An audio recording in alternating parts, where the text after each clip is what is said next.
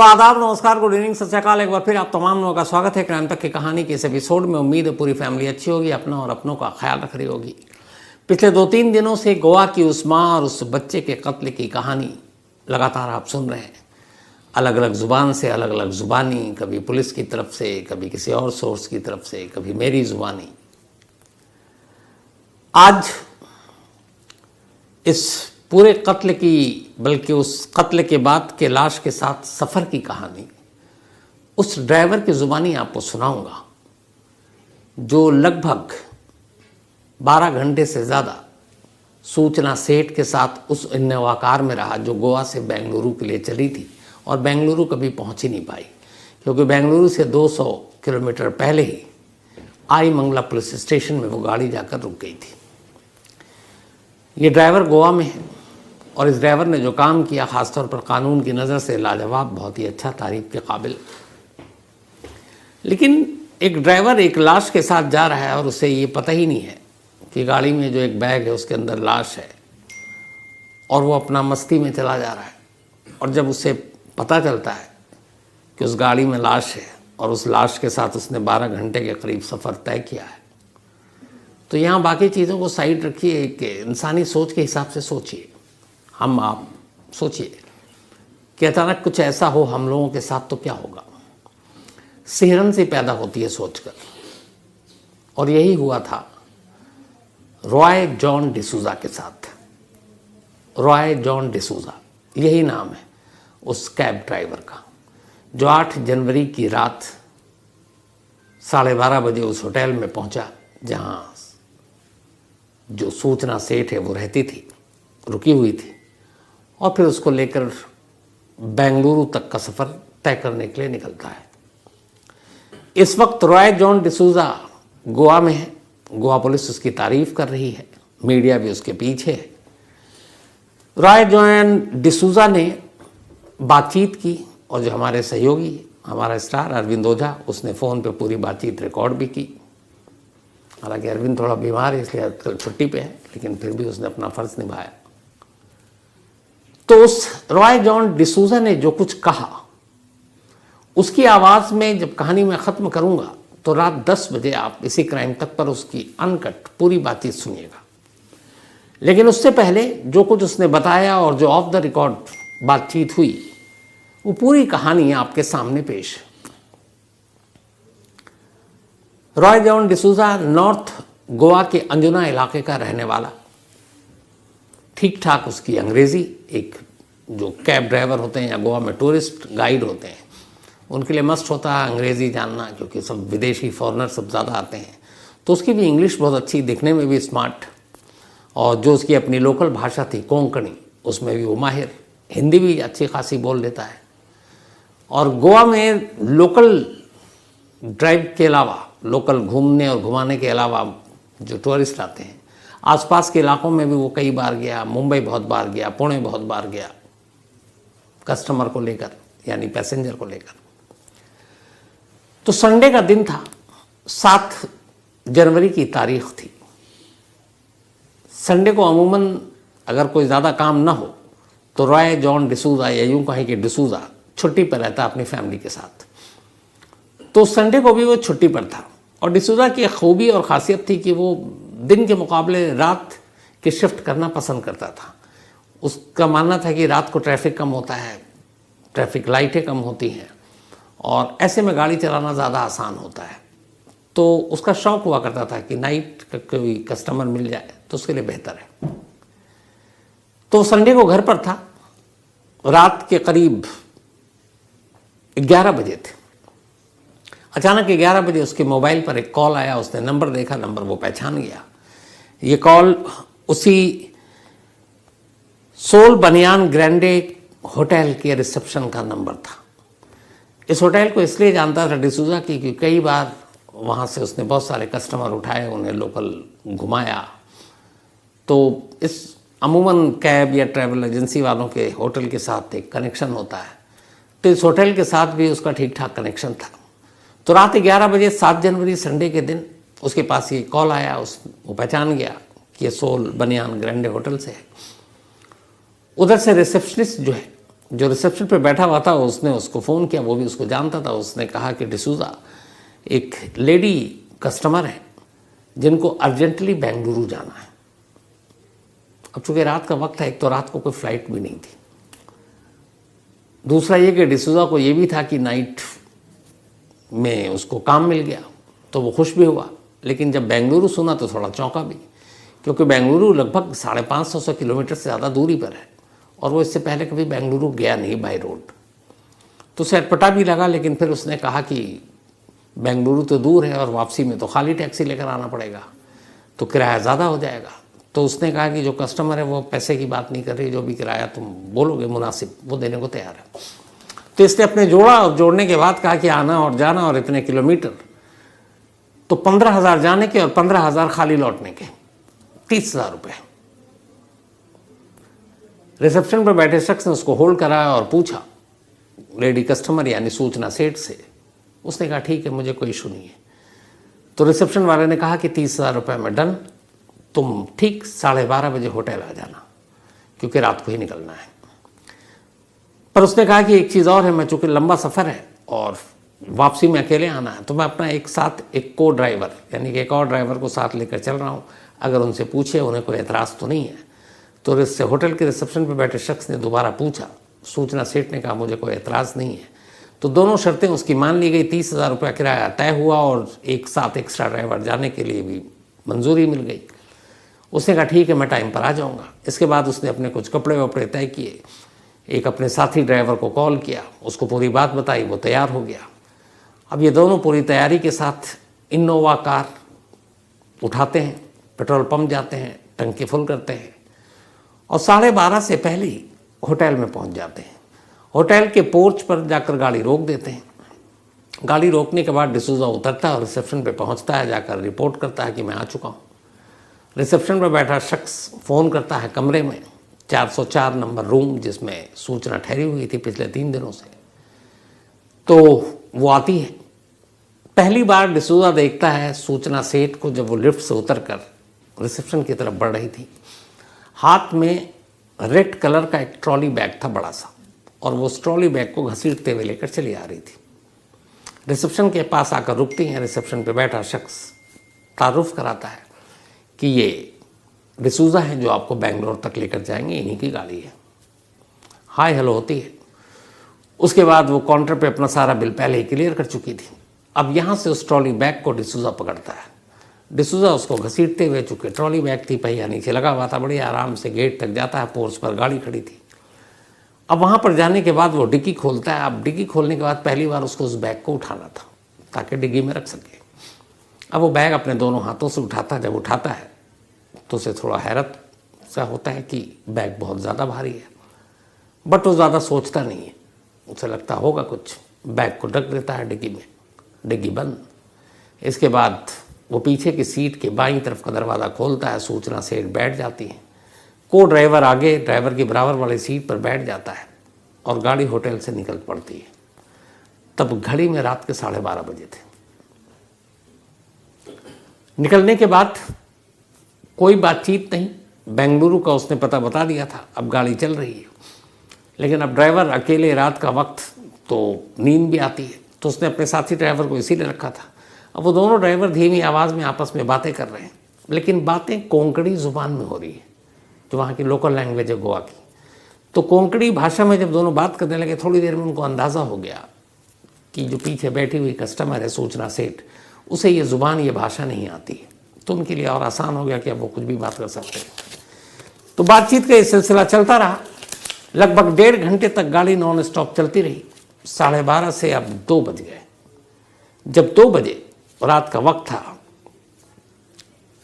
Expressway पर ये पहुंच गए, मतलब हाईवे पे।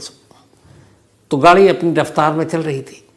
चूँकि उसे बताया गया था कि जल्दी बेंगलुरु पहुंचना है, अर्जेंट है, तो वो अपनी ठीक ठाक रफ्तार में लेकर गाड़ी बढ़ रहा था। लेकिन रात 2 बजे जैसे ही ये गाड़ी गोवा और कर्नाटक बॉर्डर के करीब पहुंची, तभी देखा डिसूज़ा ने कि दूर से गाड़ियों की लंबी कतार लगी हुई है। उसे लगा पता नहीं क्या हो गया। अब उस कतार के बीच में फिर गाड़ी रुक गई। थोड़ी देर तक वो इंतज़ार करता रहा, पर उसने उतर कर देखा फिर तो लंबी लाइनें हैं। तो बराबर में पुलिस पिकेट था। वहाँ पहुँचा और उसने पूछा क्या हुआ। तब पुलिस वाले ने बताया कि आगे एक ट्रक पलट गया और उस ट्रक को अब हटाना पड़ेगा, उसके लिए क्रेन मंगाया गया है, लेकिन वक्त लगेगा। इसने पूछा कितना, उसने कहा करीब 4 घंटे। ये सुनकर डिसूजा परेशान हो गया कि इनको तो जल्दी पहुंचाना है। वापस आता है गाड़ी में और मैडम से 4 घंटे की बजाय 1-2 घंटा बढ़ाकर बोलता है, कहता है कि मैडम एक ट्रक पलट गया है और लंबा जाम है और अब क्रेन आएगा, फिर ट्रक को उठाएगा, फिर रास्ता साफ होगा, तो 5-6 घंटा लग जाएगा रास्ता खुलने में। तब तक हम गाड़ी फंसी रहेगी और आपको जल्दी पहुंचना है। अगर आप कहें तो एक काम कर सकता हूं, मैं यहीं से यू टर्न लेता हूं और आपको एयरपोर्ट पहुंचा देता हूं, क्योंकि अभी वो गोवा से सिर्फ 1.5 घंटे की दूरी पर थे। और एयरपोर्ट पहुंचने के बाद आप आराम से अर्ली मॉर्निंग की पहली फ़्लाइट मिलेंगी तो आप 8-9 बजे तक बेंगलुरु पहुंच जाएंगी। और आप ऐप से, चूँकि वो पढ़ा लिखा समझदार था डिसूजा, उसने कहा आप यहीं बैठे बैठे ऐप से फ़्लाइट बुक कर सकती हैं। लेकिन उधर से सूचना सेठ ने कहा कि नहीं, मुझे फ़्लाइट से नहीं जाना, ये जाम खुल जाएगा, कुछ घंटे बर्बाद हो रहे, होने दो, मुझे जाना बाई रोड ही है, तो इसलिए तुम टेंशन मत लो। ये बात थोड़ी अटपटी भी लगी डिसूजा को कि एक लेडी रात के 12:30 बजे होटल से निकल रही है, अर्जेंट बेंगलुरु पहुंचना है, उसे पता है 5-6 घंटे यहाँ बर्बाद होने हैं, फिर भी कह रही मैं फ़्लाइट से नहीं जाऊँगी, बाई रोड ही जाऊँगी। फिर उसने सोचा मुझे क्या, मुझे तो पैसे मिल रहे हैं 30,000 रुपये, तो जो मैडम कहे, क्योंकि गलती मेरी तो है नहीं। अब वो बैठ गया, इत्तेफाक से वो जाम 4 घंटे से कुछ पहले ही खुल गया। अब गाड़ी चल पड़ी, गाड़ी चली, उसके बाद भी कोई बातचीत नहीं हो रही में सुबह हो गया, उजाला हो गया। जब सुबह हुई तो पहली बार खुद सूचना ने डिसूजा से कहा कि तुम गाड़ी लगातार चला रहे हो, अगर तुम्हें चाय पीनी है या पानी पीना है तो तुम कहीं भी कोई रेस्तरां ढाबा देखकर रोक सकते हो। इन दोनों को वॉशरूम जाना था, चाय भी पीनी थी, उसके कहते ही ये गाड़ी रोक दी। सूचना भी उतरी, ये दोनों भी उतरे, चाय पी, वॉशरूम गए, फिर आकर गाड़ी में बैठ गए और अब गाड़ी नॉन स्टॉप बेंगलुरु की तरफ भागने लगी। यहाँ एक बेटे के कत्ल का आरोप एक माँ पर है। ऐसे ही एक बहुत अमीर अरबपति, करोड़पति, जो भी कहें, उस हस्बैंड के ऊपर भी एक कत्ल का इल्ज़ाम है। अपनी ही वाइफ हनीमून मनाने के लिए जाता है और फिर कत्ल कर देता है। कोको एफएम के ऑडियो बुक पर हनीमून किलर, बहुत ही इंटरेस्टिंग कहानी है, ये सुनिए। और साथ में अ मर्डर इन आईआईटी, एक आईआईटी में कैसे एक कातिल घूम रहा है, ये भी बहुत ही रोमांचक कहानी है। तो कोको एफएम के ऑडियो बुक पर आप ये 2 कहानियाँ सुन सकते हैं, हनीमून किलर और अ मर्डर इन आईआईटी। सुनिए तो फिर पूरा सुनिए, बीच में रुकिएगा मत, वरना कहानी की लय टूट जाएगी। तो कोको एफएम के ऑडियो बुक पर ये 2 कहानियाँ। 2023 का आपका कोको एफएम एक्सपीरियंस कैसा रहा? आपका कितना मिनट स्क्रीन टाइम बचा? आपने अपना कितना कीमती समय बचाया? और सबसे खास बात यह है कि इससे कोको एफएम पर आपकी सुनने की कितनी क्षमता है, ये सब आप कोको एफएम पर अब देख सकते हैं। एक नया फीचर जो कोको एफएम 2023 के आपके सारे अनुभव को दिखाएगा और बताएगा। तो कोको एफएम देश का बेस्ट ऑडियो शो प्लेटफॉर्म है। 15 लाख से ज़्यादा इसके एक्टिव हिंदी पेड सब्सक्राइबर हैं। कोको एफएम हर महीने 4200 घंटे के कंटेंट्स के साथ सामने आता है और इस पर 10,000 से ज़्यादा ऑडियो बुक हैं, जिसे आप कभी भी, कहीं भी, किसी भी ज़ुबान में सुन सकते हैं, ख़ासतौर पर हिंदी में। इसमें biography, business, crime, entertainment, politics, तमाम बुक हैं। और क्राइम तक फैमिली के लिए ख़ास ऑफर है कोको एफएम ऐप की तरफ से, और वो ऑफ़र है इस बार 50% डिस्काउंट। तो यानी आप पहले महीने के लिए सिर्फ 49 रुपीज़ में सब्सक्रिप्शन हासिल कर सकते हैं और 10,000 से भी ज़्यादा जो ऑडियो बुक का ख़जाना जहाँ चाहें जब चाहें सुन सकते हैं। और डिस्क्रिप्शन में लिंक है, तो लिंक में जाएं और क्राइम तक फैमिली के लिए क्राइम 50 कूपन कोड है, उसका इस्तेमाल करें और 50% डिस्काउंट पाएँ। 99 रुपीज़ का सब्सक्रिप्शन पहले मंथ के लिए, सिर्फ 49 रुपीज़ में। अब 11 बज चुके थे सुबह के जब 11 बजे गाड़ी चल रही है अपनी रफ्तार में, ट्रैफिक बिल्कुल नॉर्मल है, तभी डिसूजा का मोबाइल बजता है। डिसूजा फ़ोन देखता है, एक अननोन नंबर, वो फ़ोन उठाता है। फ़ोन करने वाला कोंकणी भाषा में बोल रहा है, कहता है कि मैं कलिंगुट पुलिस स्टेशन का पुलिस इंस्पेक्टर बोल रहा हूँ। ये भी कोंकणी में जवाब देता है। तो बोलता है कि ये जो मैं पूछूं सिर्फ उसको तुम उतना ही जवाब देना, वो भी कोंकणी में। क्या तुम्हारी गाड़ी में अब भी वो लेडी पैसेंजर मौजूद है? डिसूजा कहता है जी हाँ, वो बैठी हुई है। क्या उनके साथ कोई बच्चा है? डिसूजा कहता नहीं, वो अकेली है। तो पुलिस इंस्पेक्टर की तरफ से आवाज़ आती है कि असल में उनके कमरे से कुछ खून की बूंदें मिली हैं, कुछ खून के निशान मिले हैं और हमें कुछ गड़बड़ लग रहा है, तो इसीलिए तुमको फ़ोन किया। तुम एक काम करो, अब ये फ़ोन उस मैडम को दे दो। ये सुनते ही डिसूजा अपना मोबाइल अब सूचना सेठ को दे देता और कहता है कि कोई आपसे बात करना चाहता है। वो बताता नहीं है कि कौन है। अब फ़ोन सूचना के पास है, वो हेलो करती, उधर से आवाज़ आती है यही कि मैं गोवा पुलिस से बोल रहा हूँ, इंस्पेक्टर, जो भी उन्होंने अपना नाम बताया। वो सीधे पॉइंट पर आता और पूछता है कि आपने रात जिस कमरे को चेकआउट किया उस कमरे में कुछ खून के निशान मिले, तो वो कैसे हैं? ये कहती है कि वो मेरे पीरियड्स के निशान होंगे शायद। हालांकि ये जो ड्राइवर है ये सब सुन नहीं रहा, लेकिन उसने ये शब्द जो पीरियड्स है बस इतना सुना, उसको बाकी कुछ मालूम नहीं, क्योंकि उधर से जो बोला जा रहा पता नहीं और इधर से जो बोल रही वो थोड़ा बहुत सुन रहा है। फिर उसने सुना कि पीछे बैठी हुई मैडम एक एड्रेस बता रही हैं और वो एड्रेस गोवा का ही था। ये ड्राइवर जानता था उस एड्रेस के बारे में जब उसने मुंह से सुना। करीब 2 से 3 मिनट बात हुई। बाकी बातचीत क्या हुई, उधर से क्या सवाल पूछे गए, चूँकि डिसूजा ने सुना नहीं, लेकिन उसने इतना सुना कि एक पीरियड शब्द सुना और एक गोवा का लोकल एड्रेस वो मैडम बता रही थी। इसके बाद मैडम ने फ़ोन डिसूजा की तरफ बढ़ा दिया। डिसूजा ने फ़ोन देखा, कट चुका था। अब गाड़ी चल रही थी। गाड़ी चलती रही। करीब आधे घंटे के अंदर अंदर डिसूजा के मोबाइल पर फिर वही नंबर से कॉल आया। डिसूजा ने उठाया, वही इंस्पेक्टर लाइन पर।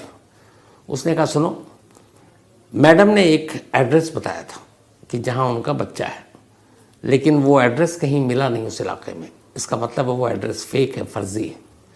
हमें डाउट है ये मैडम कुछ गड़बड़ करके गोवा से जा रही है। तुम एक काम करो, मैडम को शक ना हो और जितनी जल्दी हो सके तुम्हारे रास्ते में जो सबसे पहला पुलिस स्टेशन नज़र आए या सड़क किनारे कोई पुलिस वाला नज़र आए, अपनी गाड़ी रोक देना और हमें इन्फॉर्म करना इसी नंबर पर। और ये बात इसकी भनक न लगे पीछे बैठी हुई मैडम को। चूँकि कोंकणी भाषा में बात हो रही है, वो कुछ समझ नहीं रही है। उसने जी कहकर फ़ोन काट दिया। अब इत्तेफाक से जब ये सारी बातचीत चल रही है तब गाड़ी एक्सप्रेसवे पे दाखिल हो चुकी है और एक्सप्रेसवे के इर्द गिर्द नीचे उतरने के रास्ते होते नहीं हैं अमूमन। तो उस एक्सप्रेसवे के दोनों तरफ या तो खेत थे या फिर गांव दिखाई दे रहे थे, कोई पुलिस स्टेशन नहीं।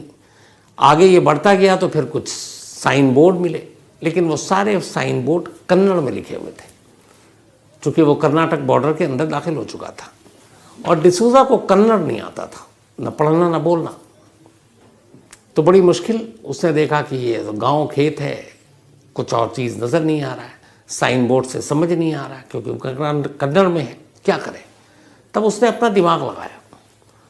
उसने फ़ौरन गूगल बाबा को याद किया और गूगल मैप मोबाइल में सर्च मारा कि उसके करंट लोकेशन से नज़दीकी पुलिस स्टेशन कितनी दूरी पर है, कौन सा है और कहाँ पर है। जब उसने गूगल मैप में सर्च किया तो गूगल ने दिखाया कि सबसे नियरेस्ट पुलिस स्टेशन उस जगह से करीब 150 किलोमीटर दूर है, 150 किलोमीटर दूर। अब 150 किलोमीटर दूर का मतलब है कि अगर वो 100 की भी स्पीड में गाड़ी चला रहा तो 1.5 घंटे से पहले तो पहुंचेगा नहीं। और यहाँ वक्त उसे इस बात का एहसास था कि मामला कुछ संगीन और गड़बड़ है। तो उसने कहा अब क्या करें, गूगल तो 150 किलोमीटर बाद दिखा रहा है, साइन बोर्ड पढ़ा नहीं जा रहा है। तब उसने फिर दिमाग लगाया। वो अब अपने दाएं बाएं देखने लगा कि कोई रेस्तरां मिल जाए। तभी अचानक उसको एक रेस्तरां दिखाई दिया। उसने गाड़ी रेस्तरां की तरफ मोड़ दी, हाईवे से नीचे उतर आया, एक्सप्रेसवे से। सूचना ने पूछा भी तो उसने कहा मुझे वॉशरूम जाना है। उसने कहा कोई बात नहीं, चूँकि लंबा सफ़र था। अब वो नीचे उतरा, रेस्तरां की तरफ तेज़ी से अंदर भागा। पहला जो शख्स मिला वो उसको एक गार्ड दिखाई दिया जो रेस्तरां का था। वो सीधे गार्ड के पास गया और उसने बताया कि मुझे कोई अर्जेंट काम है, आप मुझे ये बता दीजिए कि यहाँ आसपास में कोई पुलिस स्टेशन है क्या। तो उस गार्ड ने बताया कि हाँ, यहाँ पे एक पुलिस स्टेशन है जिसका नाम है आई मंगला पुलिस स्टेशन, और ये जो पुलिस स्टेशन है उस रेस्तरां से सिर्फ 500 मीटर की दूरी पर है, चित्रदुर्ग डिस्ट्रिक्ट के अंदर है। उस वक्त गाड़ी चित्रदुर्ग डिस्ट्रिक्ट में था, तो उसने कहा सिर्फ 500 मीटर की दूरी पर है। अब उसे फिर भी कंफर्म करना था। उसने कहा कि ऐसा तो नहीं कि वो कोई छोटी मोटी पुलिस चौकी हो, क्योंकि वो चाहता था ऐसा ना हो कि पुलिस चौकी में 1-2 पुलिस वाले हों, कुछ गड़बड़ हो। तो उसने पूछा गार्ड से दोबारा कि मुझे ऐसा पुलिस स्टेशन चाहिए जो बड़ा वाला हो, जिसमें बहुत सारे पुलिस वाले हों। तो गार्ड ने कहा जी वो आई मंगला पुलिस स्टेशन बड़ा पुलिस स्टेशन है, बड़ा थाना है, और वहाँ तमाम पुलिस अफसर होते हैं बहुत सारे। उसने कहा फिर ठीक है। अब उसने सीधे फ़ोन निकाला और उसी नंबर पर अब गोवा के उस इंस्पेक्टर को कॉल कर दिया। उसने कहा साहब मैं इस वक्त यहाँ हूँ और मुझे ये बताया गया कि यहाँ से ठीक 500 मीटर की दूरी पर एक आई मंगला नाम का पुलिस स्टेशन है, चित्रदुर्ग डिस्ट्रिक्ट है। तो 500 मीटर दूरी जो तय करने में मुझे 2-4 मिनट लगेंगे मुश्किल से। आप एक काम कीजिए, फ़ोन काटिएगा मत, फ़ोन ऑन रहेगा, आप मुझसे बात मत कीजिएगा, लेकिन इस दौरान में आप आई मंगला पुलिस से भी अपना कांटेक्ट कर लीजिए और ये फ़ोन को ऑन रखिए। मैं जैसे ही आई मंगला पुलिस स्टेशन पहुंचूंगा, जो भी पुलिस वाला पहली नज़र में दिखाई देगा, ये फ़ोन मैं उसको पकड़ा दूंगा, बाकी आप जानिए।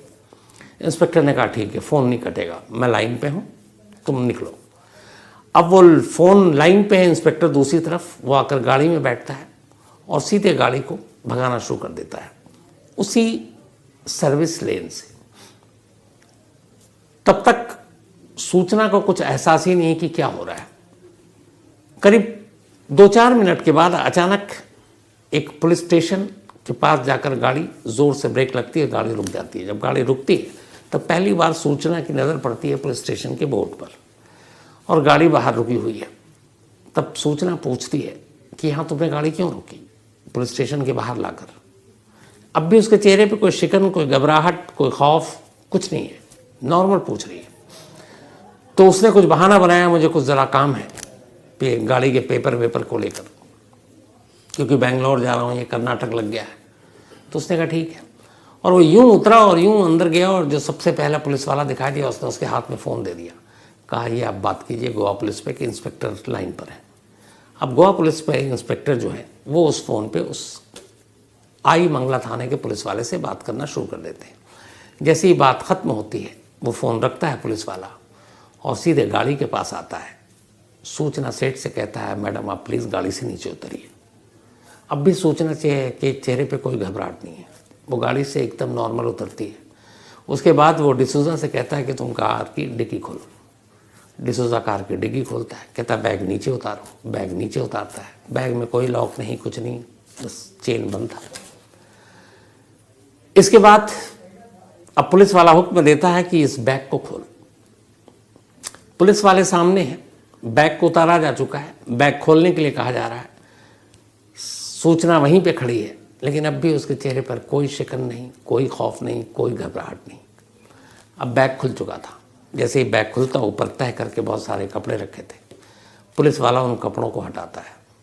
2-4 कपड़े जैसे ही हटते हैं, पहली नज़र पड़ती है उस बैग में ठूसी हुई एक छोटे से बच्चे की लाश की, जिसके हाथ पैर मोड़कर उस बैग में डाला गया था और उसके ऊपर कुछ कपड़े रखे गए थे। अब वो लाश सबको ही देख रहा था, पुलिस वाले भी, डिसूजा भी। पुलिस हैरान, ड्राइवर हैरान और परेशान दोनों। लेकिन अब भी सूचना सेठ के चेहरे पर कोई शिकन नहीं। इधर डिसूजा की हालत ख़राब, वो ये सोच सोच कर परेशान हो रहा है कि इस बैग को मैंने होटल में उतारा, इस बैग को मैंने खुद डिग्गी में रखा, इस बैग में लाश और उसके साथ मैं करीब 12 घंटे से सफ़र कर रहा हूँ। वो एक आम इंसान था। उसने कहा मैंने कभी लाइफ में सोचा नहीं था कि ऐसा होगा। लाश मिलते ही अब गोवा पुलिस लाइन पे ही थी। आगे का वो उनको ऑर्डर देते हैं फॉलो करने के लिए। फिर वही होता है, वो कहानी मैं आपको सुना चुका हूँ। फिर वो हिरासत में लेती, फिर गोवा पुलिस आती है, सूचना को ले जाती है, बच्चे का वहीं पोस्टमार्टम होता है। लेकिन जब ये सारी चीज़ें हो गई और वापसी का जब रास्ता शुरू हुआ, डिसूजा अपने दोस्त के साथ बेंगलोर से पहले से ही वापस गोवा के लिए मुड़ जाता है। पूरे रास्ते यही सोचता आया कि ये अजीब बात थी कि उसकी गाड़ी में एक लाश थी और वो गाड़ी ड्राइव कर रहा था। उसे लगा कि नाइट ड्यूटी या रात का सफ़र उसे पसंद है, लेकिन ये रात वाला सफ़र वो ज़िंदगी भर नहीं भूलेगा। और सबसे अफसोस की बात यह है कि सब कुछ हो गया। जो 30,000 रुपये किराया डन हुआ था वो आज 11 तारीख है, 30,000 रुपये डिसूजा को नहीं मिले, क्योंकि जो सूचना सेठ उसे पैसे देने वाली थी वो पुलिस की कस्टडी में है।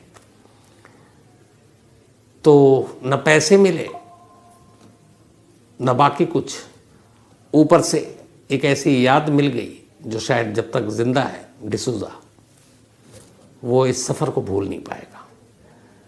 डिसूजा की ज़ुबान ही अगर ये पूरी कहानी आपको सुननी है तो रात 10 बजे दीपक ये पूरा ऑडियो डाल देगा, उसको भी आप ज़रूर सुने। तो कहानी में फ़िलहाल इतना ही, लेकिन कहानी ख़त्म करूं उससे पहले वही अपना सिलसिला, और सिलसिले की शुरुआत आज नसर, कज़न भी है, दोस्त भी है, बहुत सारे रिश्ते हैं, बहुत ही अच्छा इंसान है, बट ये है कि थोड़ी क्लास भी ज़्यादा लेता है, थोड़ा कामचोरी भी करता है, कई बार खाना भी नहीं खिलाता है, लेकिन दिल का बहुत अच्छा इंसान है और हर एक की मदद करने के लिए हमेशा आगे आगे रहता है। तो आज उसी नसर का बर्थडे है। हैप्पी बर्थडे नसर, हमेशा अच्छे रहो, खुश रहो, और कभी कभी खुद भी ला के खाना खिला दिया करो, अच्छा लगता है, शिकार पूरी भी खा लेगा।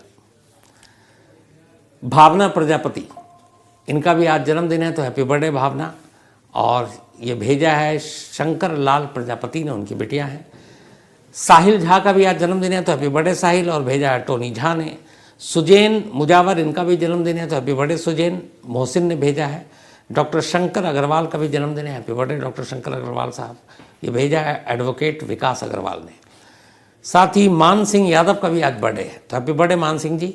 राकेश कुमार, इनका भी आज जन्मदिन है, हैप्पी बर्थडे राकेश जी। ये फॉरेस्ट अफसर हैं गया में, शिकार विकार रोकने का काम करते होंगे। साई राम, इनका भी आज जन्मदिन है, तो हैप्पी बर्थडे साई राम साहब। प्रकाश यादव ने भेजा है ये। श्वेता असेरी, इनका भी आज बर्थडे है, तो हैप्पी बर्थडे श्वेता, और ये जोधपुर से हैं, बहुत ही खूबसूरत जगह है, पक्का कभी आऊँगा तो मिलूँगा आपसे। दिव्या भाटिया, इनका भी आज जन्मदिन है, हैप्पी बर्थडे दिव्या, और ये भेजा है दीवान भाटिया ने, उनके बेटे हैं, बल्कि दिव्या शायद। Srini, thank you so much, इन्होंने किताब भेजी और मैं पढ़ूंगा, और उसको पढ़ने के बाद मैं क्राइम तक फैमिली तक भी शेयर करूंगा वो कहानी को। Annie Singh ji, thank you so much, काफ़ी अरसे के बाद आपका मेल देखा, अच्छा लगा, and thank you. Jaya Aswale, thank you so much Jaya, आपका भी। इसके अलावा Vishrant Singh, thank you so much आपके प्यार के लिए विश्रांत। एक चेतन शर्मा है, अब ये एडवोकेट चेतन शर्मा इनको कहूँगा, या वकील चेतन शर्मा, इन्होंने एक मेल लिखा है कि 3-4 साल पहले क्राइम की कहानी सुन सुनकर इनके दिमाग में आया कि ये वकील बने, और अब ये वकील बन गए। तो बहुत बहुत मुबारक, बधाई, आप खूब अच्छा काम करें, कानून की मदद करें, लोगों को इंसाफ दिलाएं, यही मेरी दुआ है। तो चेतन, ऑल द बेस्ट। और फिर ये वकील बनते ही डबल खुशी, इनकी शादी भी हो गई और इनकी वाइफ भी वकील हैं मोहाना। तो आप दोनों को ऑल द बेस्ट, दोनों हमेशा अच्छे रहें, खुश रहें। और ख़ास थैंक यू चेतन के फादर के लिए, संजय पेरा साहब, थैंक यू सो मच आपके प्यार के लिए और ये इस कहानी को इतना पसंद करने के लिए। और ये मेरे हम पेशा भी हैं, जर्नलिस्ट हैं। तो संजय जी, आप हमेशा अच्छे रहें, खुश रहें, और आपको अपने बेटे पे फ़ख्र भी होगा। Sofia Mohammad, thank you so much Sofia. इसके अलावा Satyanarayan Saini, thank you so much. और इनकी जो वाइफ हैं राजकमल सैनी, आपका भी थैंक यू, आप दोनों हमेशा अच्छे रहें। आलिमा और राशिद, इन दोनों की आज मैरिज एनिवर्सरी भी है, तो आलिमा और राशिद आप दोनों की बहुत बहुत मुबारकबाद। तो कहानी में आज इतना ही। 2023 का आपका कुकू FM एक्सपीरियंस कैसा रहा आपका? कितना मिनट स्क्रीन टाइम बचा? आप